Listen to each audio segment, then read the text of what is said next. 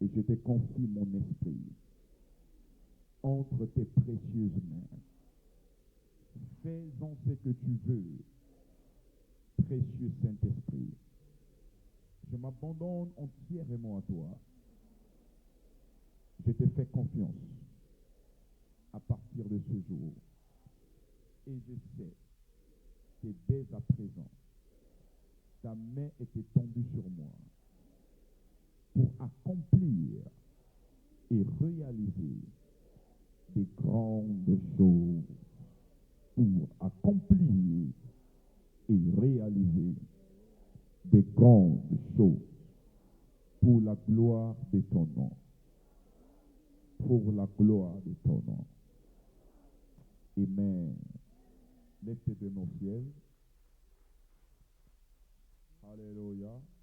Rien qu'avec le piano et la guitare solo, j'aimerais que tu bénisses le Seigneur par ce cantique. Alléluia. Mon âme bénit le Seigneur et mon esprit magnifie son nom, car la mort n'a pas pu le réveiller. Ce matin, les chaînes, les cordes de la mort seront brisées. Alléluia. Car aujourd'hui, le Seigneur veut nous délivrer de la mort. Et mon âme magnifie son nom, car la mort n'a pas pu le retenir, même dans le tombeau, Jésus est.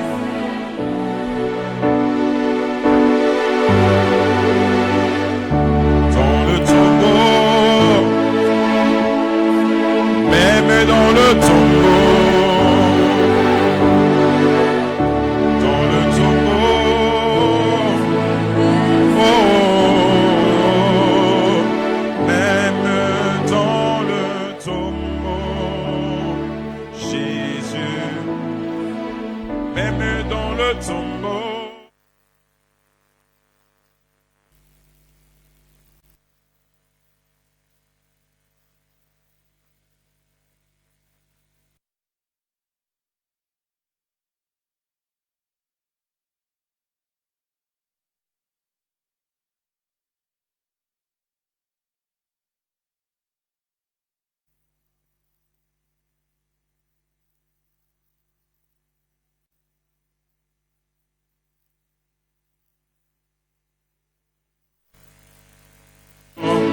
Nous levons nos mains, même dans ce pays,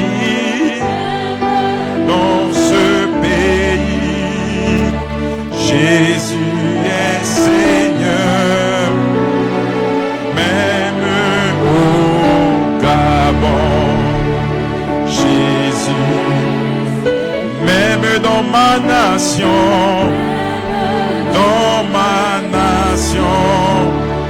Jésus est Seigneur,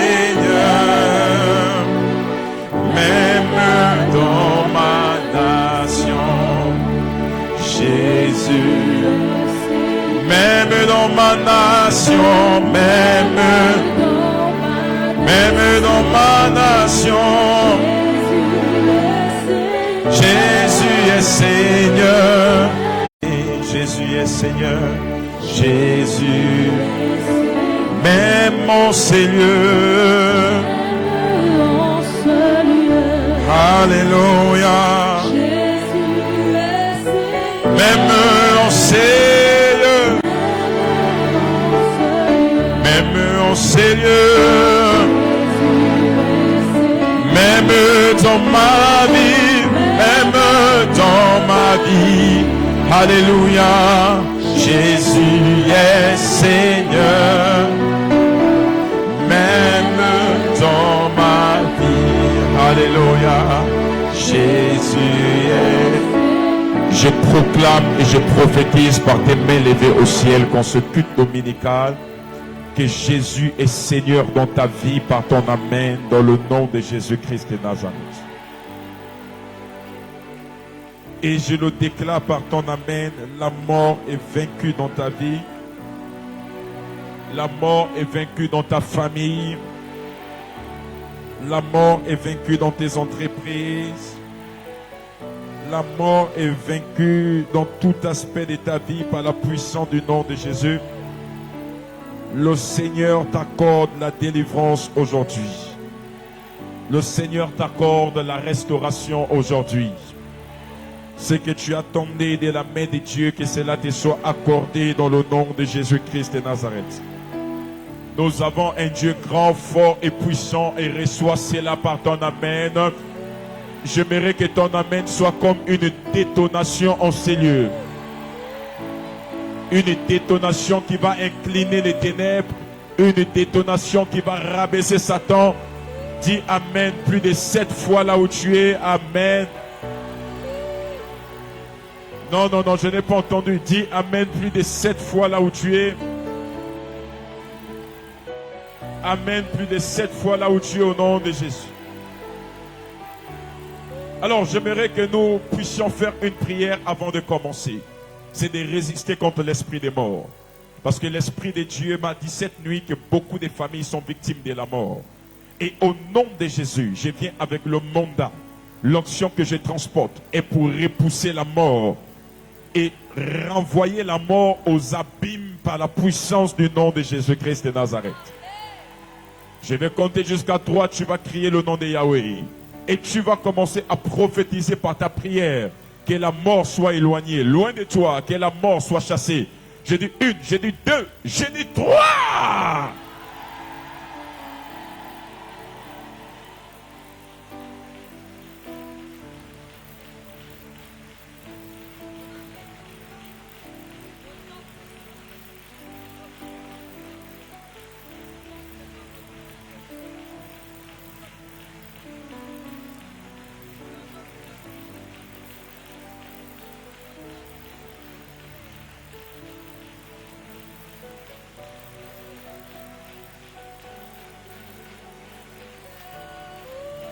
Yes.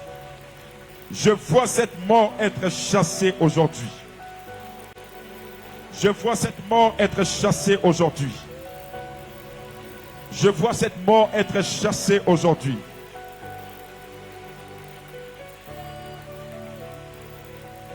Je vois cette mort être chassée aujourd'hui.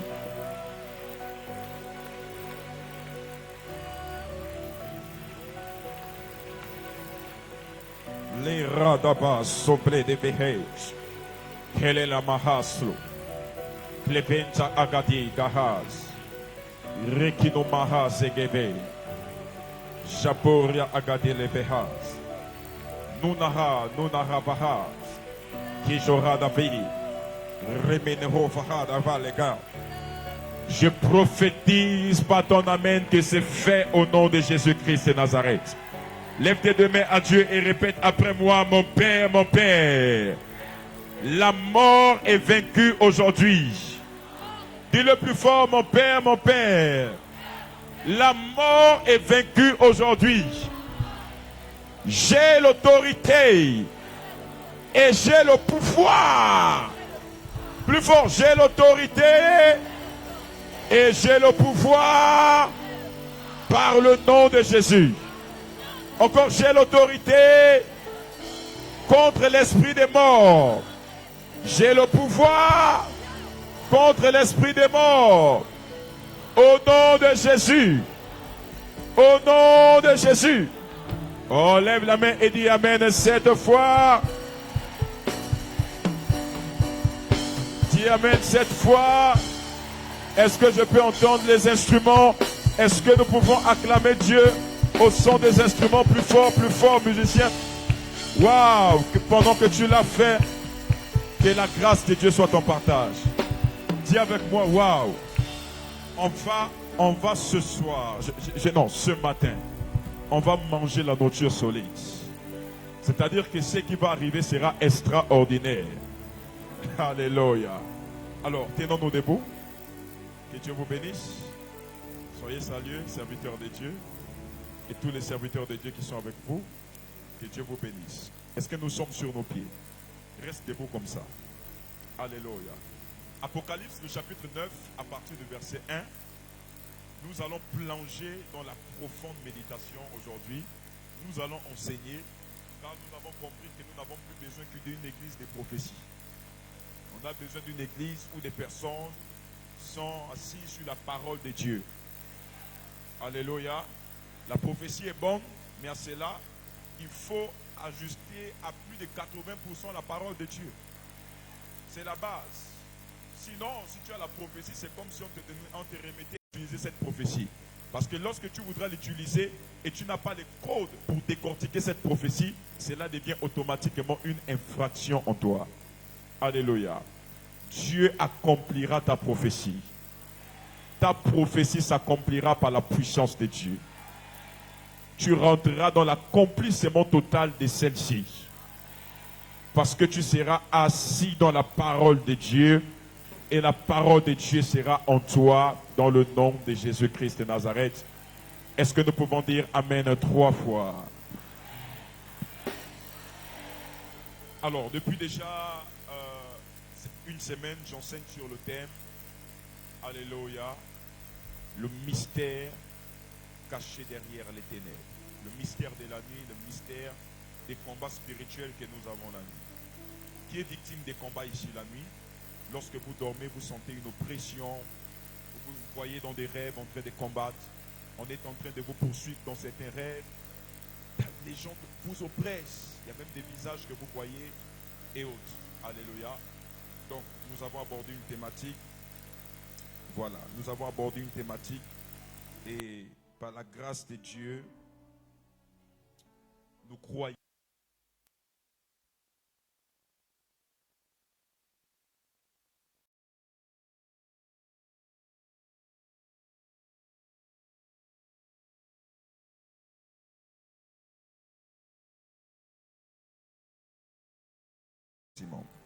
Est-ce que vous êtes sur vos pieds? Vous y êtes? Pardon? Vous y êtes? Nous y êtes. Alléluia. Gloire à Dieu. Alors, nous sommes avec le prophète Mardoché. Il va prendre Apocalypse, le chapitre 9, à partir du premier verset. Et ensuite, je vais prendre la lecture dans Apocalypse 11 à partir du verset 7 et Apocalypse 17 à partir du verset 8. Et l'homme de Dieu, prophète Mardoché, va terminer par ce passage de Pierre, le chapitre 2, à partir du verset 4. Merci, homme de Dieu, nous sommes avec toi. Apocalypse chapitre 9, à partir du premier verset, il est dit: Le cinquième ange sonna de la trompette. Le cinquième ange sonna de la trompette. Et je vis une étoile qui était tombée du ciel sur la terre. Et j'ai vu une étoile qui était tombée du ciel sur la terre. La clé du puits de l'abîme lui fut donnée. La clé du puits de l'abîme fut donnée à qui? À qui? Allez. À qui, s'il vous plaît? Reprenons la lecture. Le cinquième ange sonna de la Le trompette. cinquième ange sonna de la trompette. Et je vis une étoile qui était tombée Et du j'ai ciel vu une étoile qui était tombée du ciel. sur la terre. Sur la terre. La clé du puits de l'abîme lui fut donnée. La clé du puits de l'abîme fut donnée à qui? À l'étoile. Alléluia. Qui était tombée du ciel sur la terre. Yes. Et elle ouvrit le puits de l'abîme. Elle ouvrit. C'est pourquoi je vous ai dit que les étoiles ne sont pas que des corps célestes. Les étoiles sont des esprits. Les étoiles sont des personnes. On dit, et la clé du puits de l'abîme, du porte de séjour des morts, lui fit donner à cette étoile. Ce n'est qu'une personne qui a l'habilité de prendre une clé et de pouvoir ouvrir et de fermer des portes. Alléluia. Yes, homme de Dieu. Et il monta du puits une fumée. Et il monta du puits une fumée. Comme la fumée d'une grande fournaise. Comme la fumée d'une grande fournaise. Et le soleil et l'air furent obscurcis par la fumée du puits. Et le soleil et l'air furent obscurcis par la fumée du puits. De la fumée sortirent des sauterelles qui se répandirent sur la terre. Yes. Et il leur fut donné un pouvoir comme le pouvoir qu'ont qu'ont les scorpions de la terre. Il lui fut donné un pouvoir comme le pouvoir qu'ont les scorpions de la terre. Il leur fut dit de ne point faire de mal à l'herbe de la terre, Ne faites pas du mal à l'herbe de la terre, ni à aucune verdure, ni à aucune verdure, ni à aucun arbre, ni à aucun arbre, mais seulement aux hommes qui n'avaient pas le sceau de mais Dieu. seulement aux hommes qui n'avaient pas le sceau de Dieu. Vous savez, on se réunit ici chaque jour. On vient prier. La priorité, c'est quoi? C'est d'avoir le sceau de Dieu sur toi. Parce que tu peux venir, on peut te donner 1000 prophéties avec des détails. Une prophétie authentique, quand tu sors de là, tu dis oui, un prophète ne m'a jamais prophétisé comme ça. Mais quand tu n'as pas le sceau de Dieu sur toi, alléluia, tout ce que tu viens chercher ici, c'est en vain. Tu peux être ancien, tu peux être responsable, tu peux marcher à côté d'un prophète. Mais si tu n'as pas le sceau de Dieu sur ta vie, alléluia, ta spiritualité là est vaine. Ta chrétiennité est vaine. C'est-à-dire donc toi tu es juste venu ici là pour perdre ton temps. Parce que dans la fin des temps, Dieu va charger des êtres qui vont sortir de l'abîme pour faire du mal, pas à l'herbe. C'est-à-dire que même l'herbe sera épargnée. L'herbe que tu négliges, qu'on néglige tous les jours, on marche dessus. Pas aux verdures, mais à ceux qui n'auront pas le sceau de Dieu sur leur front.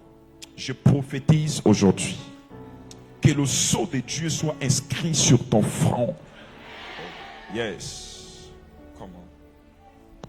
Il leur fut donné non de les tuer, mais de les tourmenter pendant 5 mois. Et le tourment qu'elle causait était comme le tourment que cause le scorpion quand il pique un homme. En ces jours-là, les hommes chercheront la mort et ils ne la trouveront pas. Ils désireront mourir et la mort fuira loin d'eux. Ces sauterelles ressemblaient à des chevaux préparés pour le combat. Il y avait sur leur tête comme des couronnes semblables à de l'or et leurs visages étaient comme des visages d'hommes. Elles avaient des cheveux comme des cheveux des femmes et leurs dents étaient comme des dents de lion. Elles avaient des cuirasses comme des cuirasses de fer. Et le bruit de leurs ailes était comme un bruit de char à plusieurs chevaux qui courent au combat. Elles avaient des queues semblables à des scorpions et des aiguillons. Et c'est dans leur queue qu'était le pouvoir de faire du mal aux hommes pendant 5 mois. Elles avaient sur elles comme un roi l'ange de l'abîme. Elles avaient sur elles comme un roi l'ange de l'abîme. Nommé en hébreu Abaddon. Nommé en hébreu Abaddon et en grec Apollon. Apollyon, excusez-moi. Yes. Le premier malheur est passé. Gloire à Dieu. On va s'arrêter là. Je vais prendre rapidement ce verset. Apocalypse, le chapitre 11 à partir du verset 7. Quand ils auront fini de rendre leur témoignage, la bête qui sort de l'abîme leur fera la guerre, les vaincra et les tuera. Apocalypse chapitre 17 à partir du verset 8, pendant que l'homme de Dieu s'apprête dans la prochaine lecture. La Bible déclare, la bête que tu as vue exister et elle n'existe plus. Elle va monter de l'abîme et s'en aller à la perdition. Les habitants de la terre, ceux dont le nom n'a pas été inscrit de la création du monde dans le livre des vies, s'étonneront en voyant que la bête existait, qu'elle n'existe plus et qu'elle réapparaîtra. Voilà, ce qui m'intéresse plus dans ce verset du chapitre 17 d'Apocalypse, c'est la bête que tu as vue exister et elle n'existe plus. Elle va monter de l'abîme. Dis avec moi, elle va monter de l'abîme. Je suis toujours sur l'abîme. Dis le plus fort, elle va monter de l'abîme. Et dans le même Apocalypse, à partir du chapitre 11, au verset 7, il est dit ici, quand ils auront fini de rendre leur témoignage, la bête qui sort, qui monte de l'abîme, d'une part, on nous parle de la bête qui monte de l'abîme, et de l'autre part, on nous parle de la bête qui sort de la terre. Mais les deux ont une puissance similaire aux abîmes. Alléluia. La Bible déclare que des êtres vont sortir dans l'ère de l'Apocalypse pour pouvoir faire du mal aux êtres humains sur la terre. Nous allons terminer avec 2 Pierre, le chapitre 2, à partir du verset 4. 2 Pierre. La Bible déclare, en effet, Dieu n'a pas épargné les anges qui ont péché, mais il les a précipités et enchaînés dans l'abîme. C'est qu'on appelle en hébreu tartarou.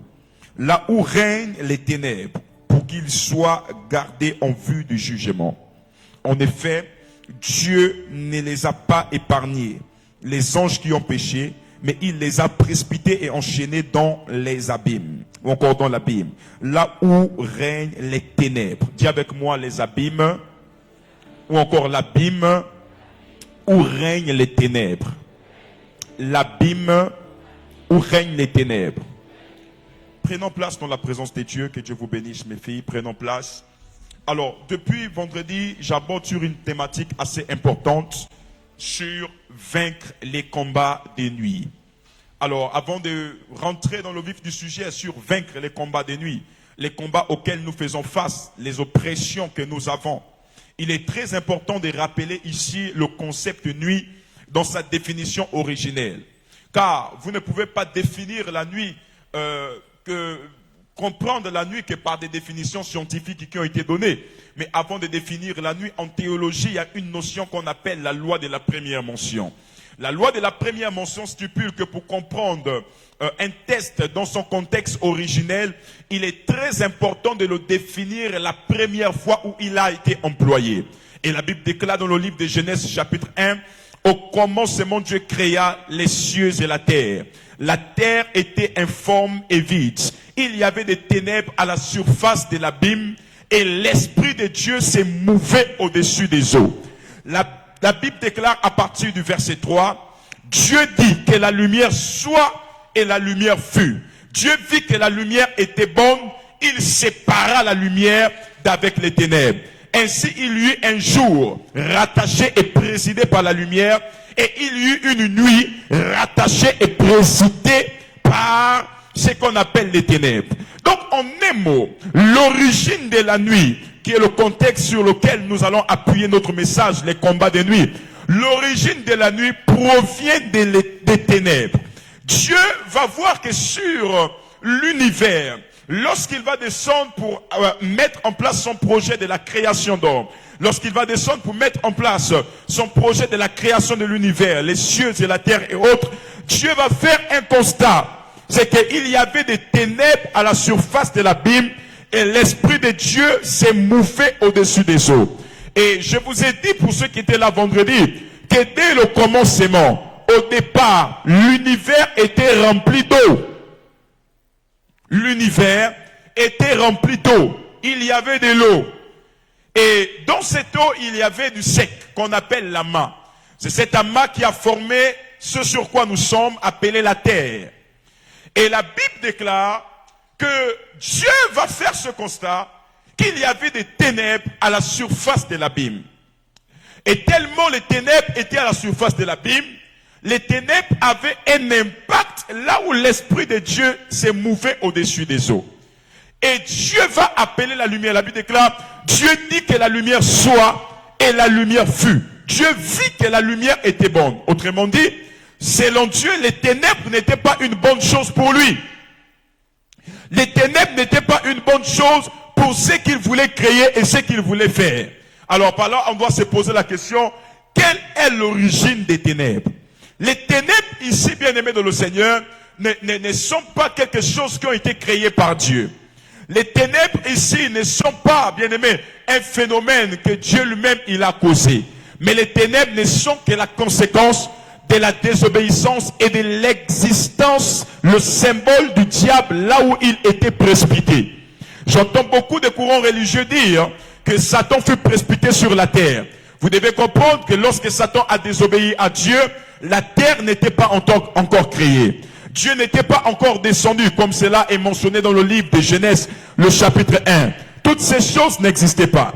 Lorsque Satan a désobéi à Dieu, Dieu existait déjà depuis longtemps avec certains êtres qu'il avait créés pour l'adorer. Parmi lesquels, il y avait Lucifer, ange de lumière. Il y avait d'autres êtres qui existaient.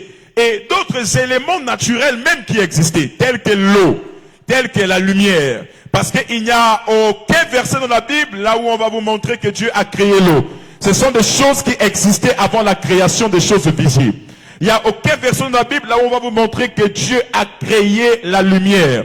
Beaucoup de personnes s'appuient dans le verset de Genèse chapitre 3 à partir de Genèse chapitre 1 verset 3 en disant que lorsque Dieu dit que la lumière soit, la lumière fut, c'est là où Dieu a créé la lumière. Non, Dieu n'a pas créé la lumière là. Dieu a appelé la lumière. On appelle quelque chose qui existe déjà. Ce qui veut dire que la lumière existait déjà bien avant. Alléluia. Donc il y a des choses qui ont été créées dans le temps chronos de Dieu. Et il y a des choses qui ont été créées avant l'existence du temps. Et vous devez comprendre que les choses qui ont été créées avant l'existence du temps là, ces choses-là ont un impact fort et efficace. Est-ce que je peux avancer et aiguiser les oreilles de quelqu'un aujourd'hui? Et la Bible déclare, il y avait des ténèbres à la surface de l'abîme. J'ai défini ici l'abîme comme étant un lieu, alléluia, sans espace, un lieu qui est vide, un lieu qui est délimité, un lieu qui est une ouverture. Donc l'abîme dont il est question ici n'est que l'endroit là où Satan avait été précipité dans les eaux qui avait formé une ouverture. Sur le plan scientifique, lorsqu'on étudie les abîmes sur le plan marin, on va vous dire que les abîmes, si vous voulez remarquer des abîmes, vous pourrez aller là où il y a des tourbillons dans les océans. Ou encore dans des cours d'eau, vous allez remarquer des tourbillons. Et dans le tourbillon, il y a un vide. Il y a des ténèbres qui sont là, c'est vraiment noir. Vous ne pouvez rien voir. C'est là où se trouve des abîmes. Mais l'abîme dont il est question dans le livre de Genèse ici, ne sont pas que des abîmes simples. Sont la conséquence, alléluia, du déferlement du diable lorsqu'il a été précipité dans cet univers. Et la Bible déclare qu'il y avait des ténèbres à la surface de l'abîme. Les ténèbres ici n'étaient juste que le symbole qui indiquait là où Satan s'est retrouvé. C'est pour cela la Bible déclare dans le livre de 2 Pierre que nous avons lu ici. Le reste de ces anges ne seront pas épargnés. Ils seront précipités dans les abîmes. Donc nous comprenons que les abîmes dont il est question ici ne sont pas que des choses naturelles, mais des abîmes dont la Bible nous parle ici sont des prisons, ou encore la Bible est une prison, là où Satan et plusieurs êtres avec lui ont été précipités. Et même certains anges qui avaient désobéi avec Satan ont été précipités dans les abîmes. Et dans le livre de Apocalypse chapitre 22, la Bible déclare que le diable sera enchaîné et jeté dans les abîmes. Donc la Bible ici c'est le monde des ténèbres. C'est le monde où Satan règne. C'est le monde où Satan est assis. D'ailleurs, lorsque Dieu disait à Pierre que tu es Pierre et sur cette pierre je bâtirai mon église, de telle sorte que les portes du séjour des morts ne prévaudront point contre elle, de portes du séjour des morts qu'on appelle Hadès ici, il faisait allusion au monde des abîmes. Car vous devez savoir, le premier ennemi de l'église n'est pas l'esprit des maris de nuit. Le premier ennemi de l'église n'est pas l'esprit de la sorcellerie. Le premier, d'ailleurs, la sorcellerie n'est que le premier niveau dans le monde spirituel. Parce que dans le monde spirituel, on ne fait pas que la sorcellerie. Ce sont nos parents africains qui sont restés au bas niveau. Les autres ont développé la spiritualité en créant des sciences, en créant des choses extraordinaires. Mais nous, nos parents africains, se sont arrêtés à la maternelle de la sorcellerie, continuant les autres en envoyant des fusils nocturnes, pendant que les autres se sont servis de la spiritualité, de cette sorcellerie pour créer des avions et créer de grandes choses. Donc, en un mot, ceux qui se croient sorciers dans vos vies-là, ce sont des sorciers, mais des sorciers bêtes. Ce sont des sorciers, mais des sorciers sans intelligence. Car la vraie sorcellerie, c'est de créer. La vraie sorcellerie, c'est d'innover. C'est pourquoi je déclare et je prophétise. Tu seras plus sorcier que ton sorcier après ce culte. Quelque chose va changer. Ils sauront que toi, tu n'as pas fait comme eux. Tu n'as pas rendu du mal comme eux. Mais au-delà de ça, là où ils pensaient te faire du mal, Dieu a créé des grands projets avec toi. Des projets dans lesquels ils viendront même s'asseoir et travailler. Je pensais que j'avais parlé d'une future société, qu'une femme, qu'un homme devait avoir, là où ses ennemis, là où les sorciers de sa vie devaient venir s'asseoir et travailler. Je prophétise dans ta vie aujourd'hui. Celui qui a dit que tu ne réussiras pas, viendra voir ta réussite et s'assiera, travaillera pour toi. Par la puissance du nom de Jésus, je prophétise et je décrète, celle qui a dit que tu ne monteras jamais, tes enfants n'évolueront jamais, tes enfants ne dépasseront jamais des limites, tes tes enfants ne seront jamais élevés. Je prophétise et je déclare en tant que prophète, ils seront dans la confusion. Après ce culte, à partir de cette année 2024, de voir que le sort qu'ils avaient projeté contre toi s'est transformé et Dieu a changé cela en bien. Je prophétise dans ta vie par la puissance du nom de Jésus. Est-ce que je parle à quelqu'un qui est venu changer le décret de sa famille aujourd'hui? Et la Bible déclare, il y avait des ténèbres à la surface de l'abîme. Pourquoi? Parce que l'abîme, c'est le lieu où se trouvait Lucifer. C'est le lieu où Lucifer fut précipité. Maradebaya. C'est pourquoi l'un des mondes, l'un des endroits où Satan a fait asseoir son gouvernement et sa puissance, c'est dans le monde des eaux. Vous devez faire attention au monde des eaux. Les grandes pratiques dans ce monde-là, les grandes manifestations de la sorcellerie proviennent du monde des eaux. Ont pour origine le monde des eaux. C'est pourquoi quand un esprit des eaux s'attaque à toi, il te sera difficile de sortir de là facilement. Aujourd'hui, nous allons renverser des esprits des eaux. Nous allons marcher sur la sorcellerie des eaux. Nous allons piétiner des esprits des eaux dans des familles. Lève la main et dis Amen bien fort. Non, lève la main et dis Amen bien et fort. Non, je n'entends pas ton Amen. Dis Amen bien et fort. Ton Amen là ne me dérange pas. Donne-moi un Amen bien et fort.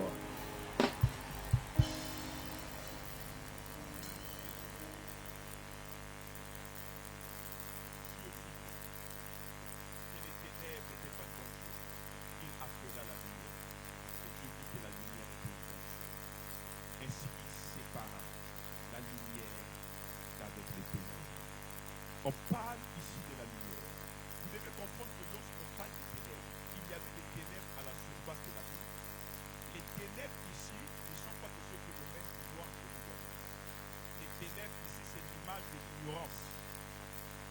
La Bible déclare, de Josué, mon peuple périt parce qu'il manque de connaissance.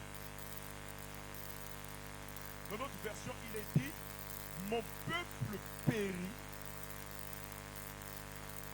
par ignorance, parce que mon peuple ne connaît pas. Et vous devez comprendre que le diable travaille là où il y a l'ignorance. Le diable travaille là où il y a un manque de connaissances. Vous savez, tu ne pourras te les remporter en fonction de la connaissance. Si tu ne connais rien, tu ne pourras pas remporter cette victoire. Lorsque le diable veut travailler dans un peuple, il travaille par l'ignorance. Lorsque le diable veut travailler dans des familles, il travaille par l'ignorance. Regardons avec Adam et Ève. Le problème, c'est pas parce qu'ils étaient nus. Dieu va leur dire.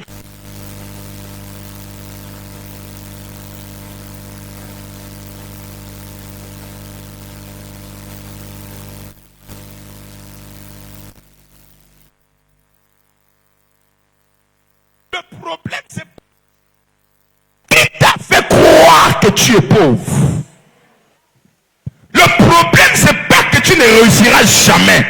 Qui t'a fait croire que tu ne réussiras jamais. Adam et Ève vont venir se plaindre auprès de Dieu. Seigneur, nous sommes nus. Ils vont aller se cacher.